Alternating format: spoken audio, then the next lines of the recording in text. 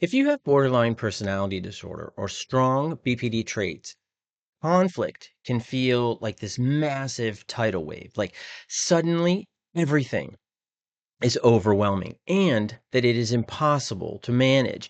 But what if you could spot the wave early, ride it out, and even turn it into a chance for connection? So today what we're going to talk about is the 7 proven conflict skills that you can utilize to help you manage situations instead of letting your BPD manage those situations. Let's dive in, and here we go. Number one, you got to lay the groundwork. So we have to talk about who you're upset with, and it's building this trust and clarity. And in order to have that trust and clarity, it isn't necessarily with the other person each time, it's also with you. And what happens with BPD or BPD traits is that you don't trust yourself. You feel like you're living in this fog, always driven by whatever circumstance is going on. So, for example, before an argument happens, try to agree with your partner or with your friend or even yourself on how you'll handle it. And these conversations, they can feel weird at first, but they're important for you to have them. And you could even use a code word for yourself, which could be wait, pause, cool it, whatever it may be. Or you could even set a rule, right? And take like a 10-minute break, right? Before you're going to engage. Take a 2 or 3-minute break before you're going to engage. Because what we want to do is we want to decrease the probability of you doing something, saying something, and acting out.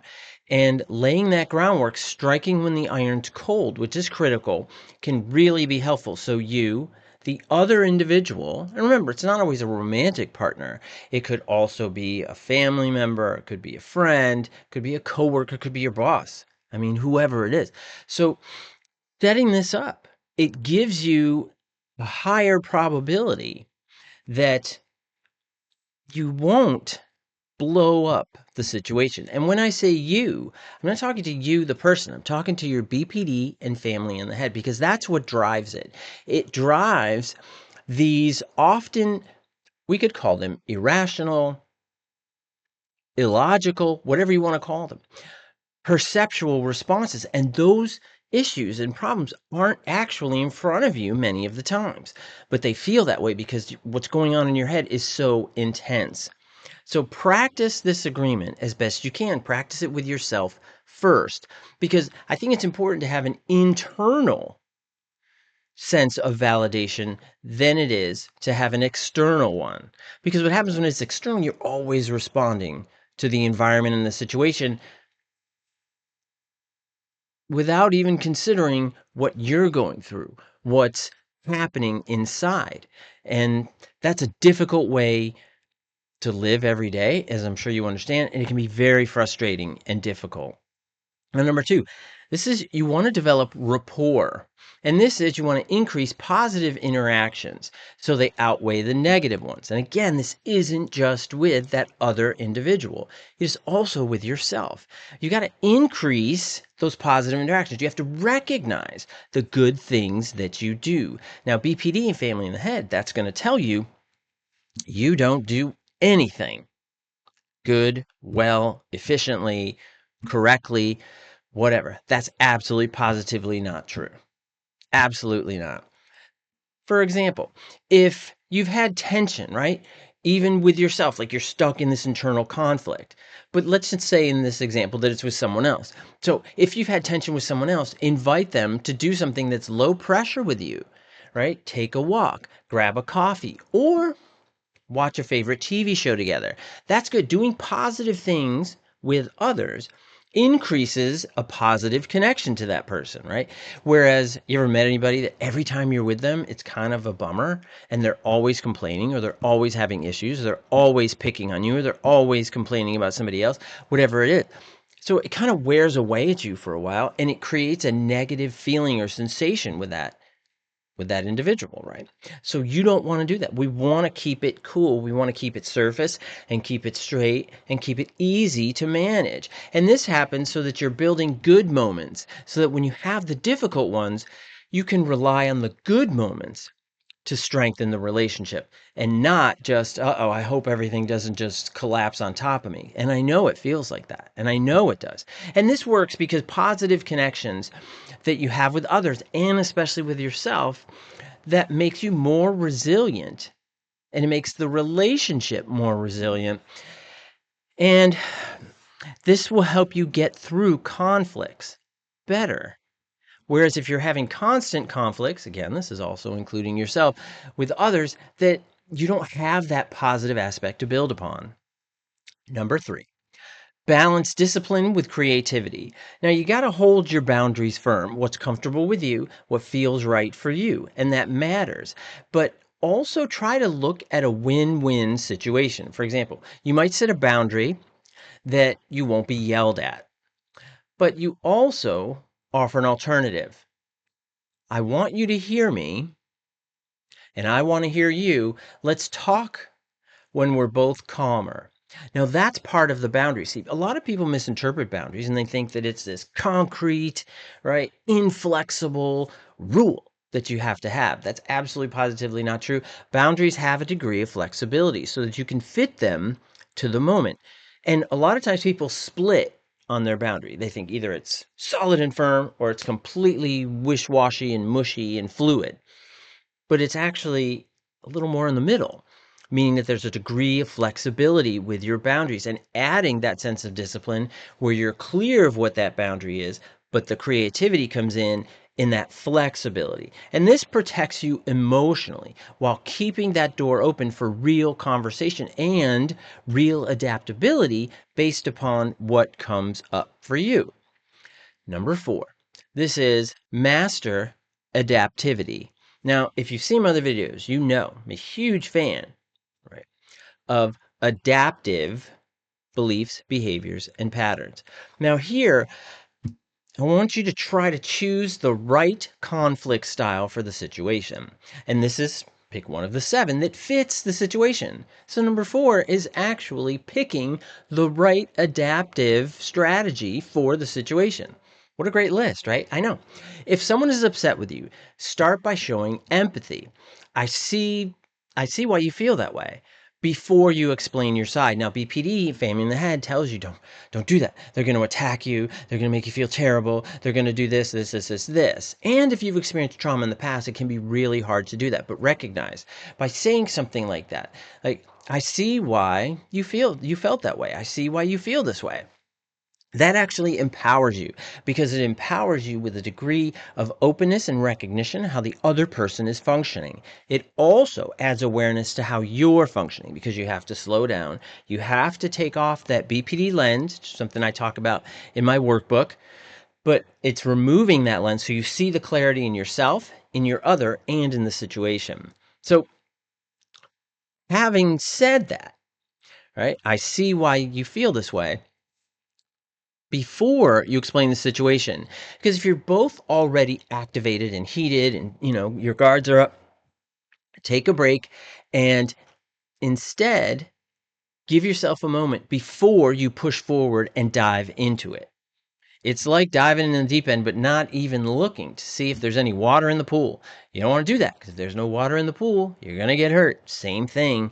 If you don't have an adaptive strategy when conflict arises or potential conflict arises, it's like diving in an empty pool. You're going to get hurt. Okay. And this works because it stops from you defaulting to one reaction that might make things worse. And that's that BPD, those maladaptive beliefs, behaviors, and patterns that come up that are so destructive to your relationships. Number 5, you want to leverage the broader context. I like this one. Leverage the broader context, meaning you got to see the big picture instead of zeroing in and over focusing in on one hurtful moment.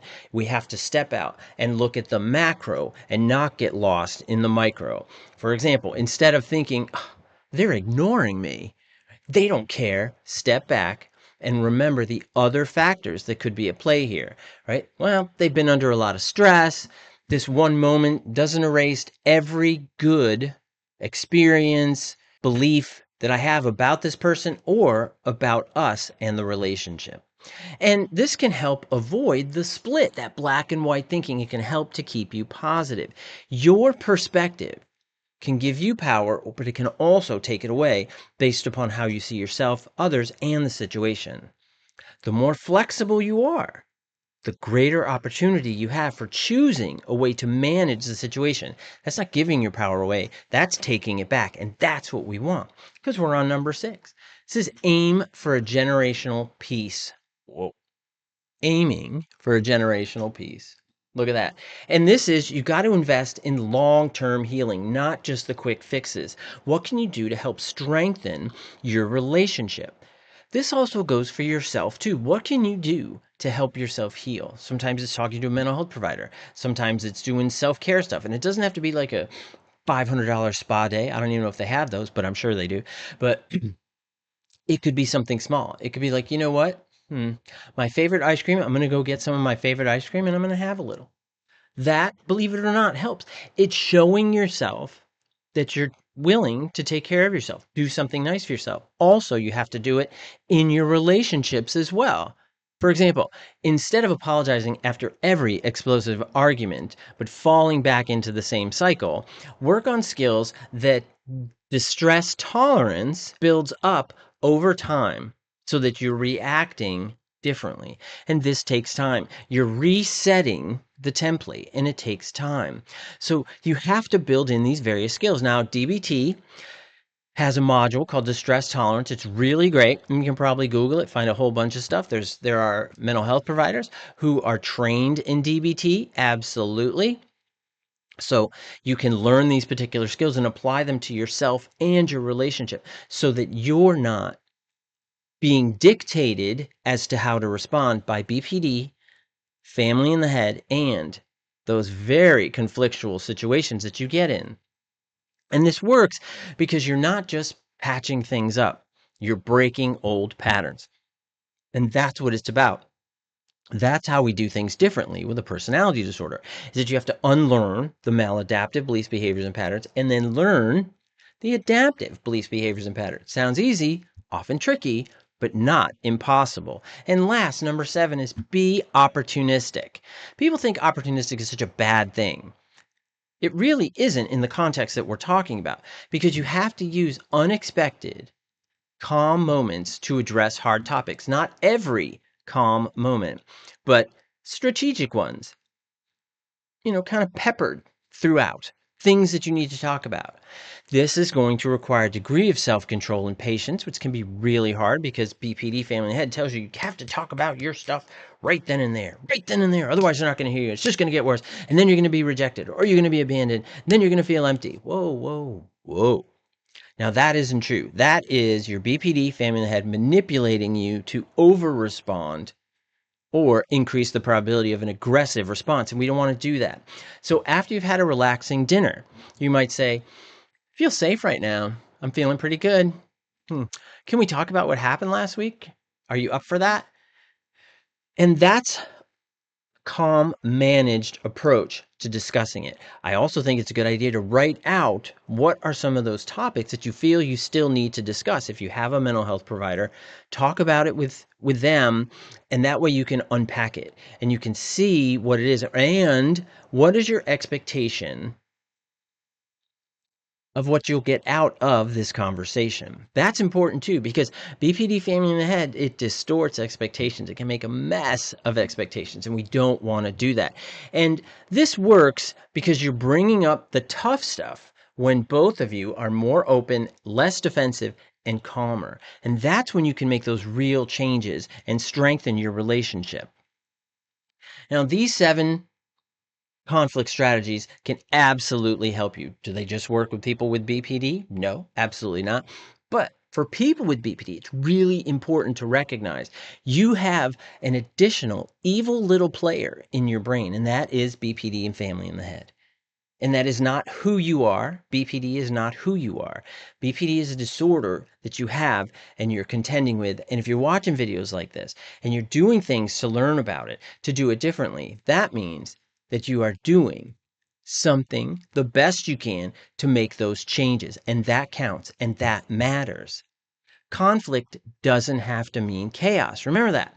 The tools that we're talking about here, these 7 strategies, right, can help you protect your relationship and yourself. So what I want you to do is, right, which of these are you going to try first? So put that in the comments. Or if there's some of these that you use or just one, leave a comment as to how it works for you and how you use it and what was the outcome. And I try to read every one. I can't, but I try to read as many as I can. And I hope you found this helpful. Please subscribe, and I hope to see you next time. Thanks a lot. Bye-bye.